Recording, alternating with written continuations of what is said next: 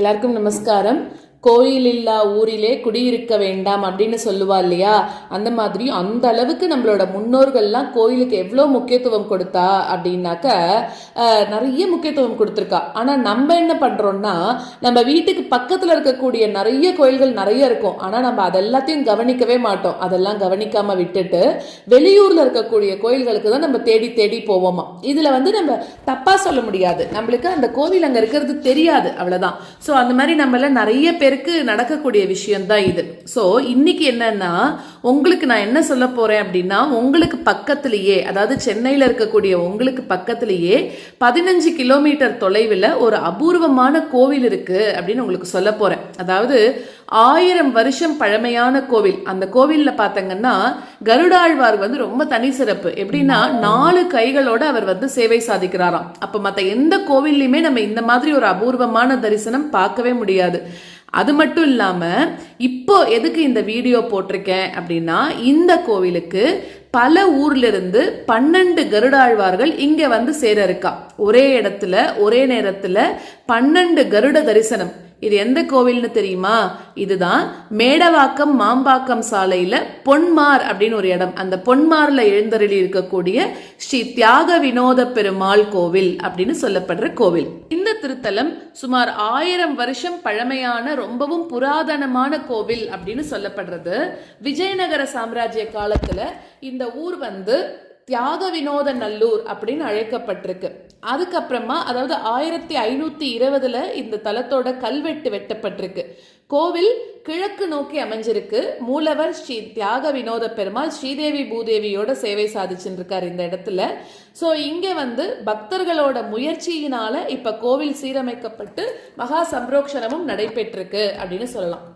இந்த கோவில் மூலஸ்தானத்துல வெளிப்புற சுவர்கள்ல ராமாயண சிற்பங்கள் கல்வெட்டுகளா இருக்கு அப்படின்னு சொல்லப்படுறது. ராமாயண காட்சிகள் கல்லுல ரொம்ப அழகா செதுக்கப்பட்டு நம்மள அப்படியே ஒரு பக்தி உலகத்துக்கே கூட்டின்னு போயிடுறதாம், அப்படி இருக்கு. இன்னொரு சிறப்பு என்னன்னா, இங்க கருடாழ்வார் பாத்தீங்கன்னா சங்கு சக்கரதாரியாக அபயஹஸ்தத்தோட நாகாபரணத்தோட, முன்னாடி சொன்னோம் இல்லையா, 4 திருக்கரங்களோட இங்க சேவை சாதிக்கிறாராம். மற்ற கோவில் எல்லாம் நம்ம போய் பார்த்தோம்னா கருடாழ்வார் எப்படி இருப்பார்னா கூப்பின கைகளோட இருப்பாராம். அது ஒண்ணு. இங்க இன்னொரு சிறப்பு என்ன அப்படின்னா, இங்க கருடாழ்வாருக்கு நாகாபரணம் இருக்கிறதுனால இங்க இந்த கருடனை சேவிச்சோம் அப்படின்னா கண் பார்வை கோளாறுகள் அதெல்லாம் நீங்கிறது. அதே மாதிரி கண் சம்பந்தப்பட்ட உடம்பு சம்பந்தப்பட்ட எல்லா நோய்களும் விலகிறது அப்படின்னு சொல்றான். இந்த கோவில்ல ஆழ்வார் ஆச்சாரியர்களை ஸ்தாபனம் பண்ணக்கூடிய பணி தொடர்ந்து நடைபெற்று வந்துட்டு இருக்கான். அடுத்தது உபயதாரர்கள் மூலமாக திருமஞ்சனம் தொடர்ந்து நடைபெறுறது. இப்ப நம்மளே எவ்வளவோ பேர் நம்மளுக்கு கல்யாண நாள், பிறந்த நாள் அப்படியெல்லாம் வந்ததுன்னா எங்கெங்கயோ போய் அனாவசியமா செலவு பண்ணிட்டு இருக்கோம்ல. அதுக்கு பதிலாக பெருமாளுக்கு ஒரு திருமஞ்சனம் விட்டா அந்த நாள் நமக்கு எவ்வளோ ஒரு சந்தோஷமான நாளா இருக்கும் இல்லையா? ஸோ அது மாதிரி, அதுவும் இந்த மாதிரி இருக்கக்கூடிய கோயில்கள் நிறைய பேருக்கு தெரியவே இல்லை. இந்த மாதிரி இருக்கக்கூடிய கோயில்களுக்கெல்லாம் போய் நம்ம திருமஞ்சனம் பண்றது, அர்ச்சனை பண்றது, நம்மளே நேர போனா இன்னும் நல்ல பலன் கிடைக்கும் அப்படின்னு சொல்றேன். அடுத்தது இன்னொன்னு பார்த்தோம்னா, பக்தர்களோட அந்த அன்பான நன்கொடையினாலதான் இந்த புராதன கோயிலானது இன்னைக்கும் சிறப்பாக நடைபெற்றிருக்கு அப்படின்னு சொல்றா. இதுக்கு இது கவர்மெண்ட் கண்ட்ரோல்ல இல்ல, ஹெச்ஆர்என்சி கண்ட்ரோல்ல இல்ல, நம்மள மாதிரி இருக்கக்கூடிய உபயதாரர்கள் கொடுக்கக்கூடிய இந்த ஒரு இதுலதான் இந்த கோயிலானது தொடர்ந்து எந்த விதமான கஷ்டமும் இல்லாம இன்றளவுக்கும் நடைபெற்று வந்துருக்கு அப்படின்னு சொல்றான். ஸோ இந்த கோயிலோட தரிசன நேரம் என்னன்னா, காத்தால 7 to 11 மணி வரைக்கும், அதே போல சாயங்காலம் 5 மணிலிருந்து 8:30 மணி வரைக்கும். இன்னொரு இன்ட்ரெஸ்டிங்கான விஷயம் என்னன்னா, நம்மளோட தியாக வினோத பெருமாள் அன்பான பக்தர்களோட வீடுகளுக்கு நேர்ல சஞ்சாரம் பண்ணி அவர்களுக்கு அங்கேயே போய் அருள் பாலிக்கிறார் அப்படின்னு நம்ம கேள்விப்படுறோம். ஸோ இப்பெல்லாம் கல்யாணத்துல எல்லாம் பெருமாள் தாயாரா யாரையோ வேஷம் போட்டுட்டு வர வச்சு சந்தோஷப்பட்டுக்கிறா இல்லையா? அதெல்லாம் வேண்டாம். இந்த பெருமாளே நம்ம ஆத்துக்கே வர்றார். உண்மையாகவே கோவில்ல இருக்கக்கூடிய பெருமாள் நம்ம ஆத்துக்கு வர்றாருன்னா எவ்வளோ சந்தோஷப்பட வேண்டிய விஷயம் இல்லையா? ஸோ இந்த வீடியோவை பார்க்குற உங்கள யாருக்காவது கூட இந்த பெருமாள் உங்க ஆத்துக்கு ஏழணும் அப்படின்னாக்க இவாளை நீங்க காண்டாக்ட் பண்ணிக்கலாம். அடுத்ததாக பார்த்தோம் அப்படின்னா, இப்போ இந்த இடத்துல கருடாழ்வார் 12 கருடன் இந்த தியாக வினோத பெருமாளை சேவிக்கிறதுக்காக வரப்போறார். அதுக்காக தான் இந்த மெயின் வீடியோ போட்டதே. 12 ஊர்கள்ல இருந்து வர்றார் அப்படின்னு சொல்றா. எந்தெந்த 12 ஊர்கள்ல இருந்துன்னு பார்க்கலாம். முதல்ல வந்து ஸ்ரீதேவி பூதேவி சமேத ஸ்ரீ தியாக வினோத பெருமாள் பிரயோக சக்கர பெருமாள்னு அழைக்கப்படுறார் பொன்மார். அடுத்தது திருவேங்கடமங்கலம் ஸ்ரீ திருவேங்கட பெருமாள் கோவிலிருந்து கருடன் வரார். அடுத்தது விஜயநகரம் மேடவாக்கம் பாமாருக்மிணி சமேத ஸ்ரீ வேணுகோபாலன் கோவிலிருந்து கருடன் வரார். அடுத்ததாக சித்தாலப்பாக்கம் ஸ்ரீதேவி பூதேவி சமேத ஸ்ரீ வரதராஜ பெருமாள் கோவிலிருந்து வரார். அடுத்தது தாழம்பூர் நரசிம்மசுவாமி கோவிலிருந்து வரார். அடுத்தது கொளப்பாக்கம் ஸ்ரீதேவி பூதேவி சமேத நித்யஸ்ரீ ஸ்ரீனிவாச பெருமாள் கோவிலிருந்து கருடன் வரார். பெருங்களத்தூர் பத்ரிநாராயண சுவாமி தென்பத்ரி கஷேத்திரம்னு சொல்லப்படுற கோவிலிருந்து கருடன் வரார்.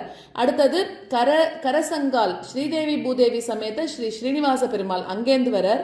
அடுத்ததாக பேட்டை தெரு பழைய பெருங்களத்தூர் அப்படின்னு சொல்லக்கூடிய ஊர்ல இருந்து ஸ்ரீதேவி பூதேவி சமேத ஸ்ரீ ஸ்ரீனிவாச பெருமாள் அங்கேருந்து கருடன் வரார். ஊரப்பாக்கம் லட்சுமி நாராயண பெருமாள் கோவிலிருந்து வரார். அடுத்தது காஞ்சிவாக்கம் ஸ்ரீ கனகவல்லி நாயிகா சமேத ஸ்ரீ லட்சுமி நாராயண பெருமாள் கோவிலிருந்து வரார். அடுத்தது ஹஸ்தினாபுரம் ஸ்ரீ ராமசுவாமி ஸ்ரீ ராம ஆஞ்சநேயர் திருக்கோவிலிருந்து கருடன் வரார். இப்படி 12 கருடன் வந்து நமக்காக ஒரே கோவில்ல வந்து சேவை சாதிக்கிறார் அப்படின்னா அது எவ்வளோ பெரிய விஷயம் இல்லையா? சோ ஒரு கருடனை தரிசிச்சாலே நிறைய பலன்கள் இருக்கு. அது என்னன்னா சர்ப்பதோஷம் நீங்கும். ஜாதகத்துல சர்ப்பதோஷம் இருக்கிறவளுக்கு திருமணம் தடைப்படுறது இல்லையா? அதே மாதிரி குழந்தை பாக்கியம் தாமதமாகிறது. அதே மாதிரி வாழ்க்கையில எல்லா நேரத்திலும் தடைகள் வந்துட்டே இருக்குன்னா கருட தரிசனம் பண்ணுங்கோ அப்படிங்கிறா. அப்படி பண்ணாக்க சர்ப்பதோஷம் நீங்கி எல்லாமே நல்லதா நடக்குங்கிறா. அதே மாதிரி கருடாழ்வார் வந்து விஷத்தை முறியடிக்கக்கூடிய சக்தி படைத்தவர். அதனால அவரை நம்ம தரிசனம் பண்றதுனால விஷதோஷம் நீங்கும். கண் பார்வை ரொம்ப சரியா இல்ல மங்கி இருக்கு அப்படின்னாக்க இல்ல கண்ணில் நோய் இருக்கிறவாள்லாம் வந்து கருடனை தரிசனம் பண்ணா அது எல்லாமே சரியாகும். அதே மாதிரி ராகு கேதுவை வந்து வென்றவர் கருடாழ்வார். அதனால அவரை தரிசிக்கிறதுனால நவகிரக தோஷங்கள் நீங்கி வாழ்க்கை சீராகும்னு சொல்றா. அதே மாதிரி பயம் நீங்கி தைரியம் வரும் அப்படின்னு சொல்றா. கருடனை தரிசிக்கிறதுனால உடல் நலம் பெருகும். அதே மாதிரி வாழ்க்கையில வந்து இருக்கக்கூடிய தடைகள் எல்லாம் நீங்கி வாழ்க்கை வளம் பெருகும் அப்படின்னு சொல்றா. அதே மாதிரி கருட ஆழ்வாரை தரிசிக்கிறது வந்து பெருமாளை தரிசிக்கிறதுக்கு சமமா, அதாவது பாவங்கள்லாம் நீங்கி மோட்ச வழி திறக்கும் அப்படின்னு சொல்றா. சோ இந்த மாதிரி சிறப்பு வாஞ்ச இப்படி இவ்வளோ இருக்கக்கூடிய ஒரு கருடனை சேவிச்சாலே நம்மளுக்கு இவ்வளோ பலன் இருக்குன்னா 12 கருடாழ்வார்களை நம்ம ஒரே இடத்துல சேவிக்க போறோம் இல்லையா? இது ஒரு பெரிய நிகழ்ச்சி அப்படின்னே சொல்லலாம். பல ஊர்ல இருந்து 12 கருடாழ்வார்கள் வரா அப்படின்னாக்க பொன்மார் தியாக வினோத பெருமாளை சேவிக்கிறதுக்கு இங்க வந்து சேர்றா எல்லாருமே. சோ ஒரே இடத்துல ஒரே நேரத்துல 12 கருட தரிசனம் இல்லையா? சோ அப்படி இருக்கும்போது 12 கருடாழ்வார்களை ஒரே நேரத்துல தரிசிக்கக்கூடிய பாக்கியம் யாருக்கு கிடைக்கும்? இந்த வீடியோவை கேட்டுட்டு நீங்க எல்லாரும் அந்த கோவிலுக்கு போய் 12 கருட சேவையை சேவிக்கணும் அப்படிங்கிறதுக்காக தான் இந்த வீடியோவே இப்ப நான் போடுறேன். அதே மாதிரி இப்ப இந்த வீடியோவை கேட்டதுக்கு அப்புறம் உங்களோட நண்பர்களுக்கு உறவினர்களுக்கு எல்லாருக்கும் சொல்லிட்டு அவளையும் அழைச்சின்னு போய் இந்த பெருமாளை தரிசனம் பண்ணிட்டு வரணும் அப்படின்னு வேண்டிக்கிறேன். நம்ம எல்லாரும் நிறைய திவ்ய தேசங்களுக்கு போறோம், அபிமான ஸ்தலங்களுக்கு போறோம், அதுக்கெல்லாம் அவ்வளோ முக்கியத்துவம் கொடுக்குறோம் இல்லையா? அது தப்புன்னு சொல்ல வரல, அது நம்மளோட பக்தியோட அடையாளம் தான். ஆனா தூரத்துல இருக்கக்கூடிய கோயில்களை நம்ம போகும்போது நம்ம கண்ணு முன்னாடியே, அதாவது நம்ம வீட்டுக்கு பக்கத்திலேயே நூற்றுக்கணக்கான ஆண்டுகள் பழமையான நிறைய கோயில்கள், அதாவது பராமரிப்பு இல்லாம தனிமையில காத்துட்டு இருக்கு அப்படிங்கிறதையும் நம்ம புரிஞ்சுக்கணும். அந்த மாதிரி இருக்கக்கூடிய கோயில்களுக்கும் நம்ம எல்லாரும் போகணும். சோ இந்த கோயில் எல்லாம் கட்டினவா யார் தெரியுமா? நம்மளோட முன்னோர்கள் தான், நம்மளோட தாத்தா பாட்டிகள் தான். அவெல்லாம் என்ன பண்ணிருக்கா? கல்லுக்கெல்லாம் சேர்த்து வியர்வைய ரத்தமா சிந்தி இந்த கோயில் எல்லாம் கட்டியிருக்கா. அவளோட கனவு என்னவா இருந்தது? தலைமுறை தலைமுறையாக இந்த கோயில்கள்ல வந்து வழிபாடு நடக்கணும் அப்படிங்கிறது தானே. நம்ம திவ்ய தேசங்களுக்கு முக்கியத்துவம் கொடுக்கலாம், அபிமான ஸ்தலங்களுக்கும் முக்கியத்துவம் கொடுக்கலாம். ஆனா இந்த மாதிரி இருக்கக்கூடிய கோவில்களுக்கு நம்ம என்ன பண்ணணும்னா நம்மளோட குழந்தைகளை அழைச்சிட்டு போய் இந்த கோயில்கள் எல்லாத்தையும் கூட காமிக்கணும் அப்படிங்கிறது தான் என்னோட ஒரு ஆசை. பொன்மார் ஸ்ரீ தியாக வினோத பெருமாள் கோவிலுக்கு நீங்க எல்லாரும் வரணும், எல்லாரும் அங்க போய் பெருமாளை தரிசனம் பண்ணணும். ஏன்னா இது 1000 வருஷம் பழமையான இந்த கோவில் இல்லையா? ஸோ அப்படி அங்க கூட்டின்னு போயிட்டு இப்ப நம்ம இந்த வீடியோல சொன்ன யார் கட்டினா, எப்போ இருந்தது, இந்த மாதிரி இருக்கக்கூடிய கதையெல்லாம் உங்க குழந்தைகளுக்கும் இந்த கோவிலை காமிச்சு நீங்க எல்லாருமே சொல்லி கொடுக்கணும். அதே மாதிரி அவளும் இந்த வரலாறு எல்லாத்தையும் கண்டிப்பா தெரிஞ்சுக்கணும் அப்படின்னு சொல்றா. நம்ம ஒரு கோவிலை பார்க்குறோம், ஒரு கோவிலை காப்பாற்றுறோம், அந்த கோவில் வந்து சிதிலமடையாம இருக்கணும் அப்படின்னாக்க அது எப்படின்னா ஒரு தலைமுறையை காப்பாத்துறது மாதிரியாம். ஸோ அதனால உங்க எல்லாருக்கும் என்னோட அன்பான வேண்டுகோள் என்னன்னா, இந்த 12 கருட சேவை நடக்க போறது இல்லையா, இந்த 12 கருட சேவையை ஒரு சாக்கா வச்சுண்டு முதல்ல அந்த கோவிலுக்கு போய் 12 கருடனையும் ஒரே இடத்துல தரிசிச்சு எல்லாரும் அந்த கோவிலையும் பார்த்து உங்க குழந்தைகளையும் கூட்டிட்டு போங்க. மெயினா குழந்தைகள் தான் இனிமே கோவிலுக்கு நிறைய வரணும். அந்த மாதிரி குழந்தைகளை கூட்டிட்டு போயிட்டு அங்க இருக்கக்கூடிய சித்திரங்கள் அது எல்லாத்தையும் அவளுக்கும் சொல்லிக் கொடுக்கணும் அப்படிங்கிறது என்னோட ஒரு ஆசை. இந்த புராதன கோவிலானது நம்ம சொன்ன மாதிரி பொதுமக்களோட நன்கொடையினால தான் இன்னைக்கும் சிறப்பாக நடைபெற்று வருது.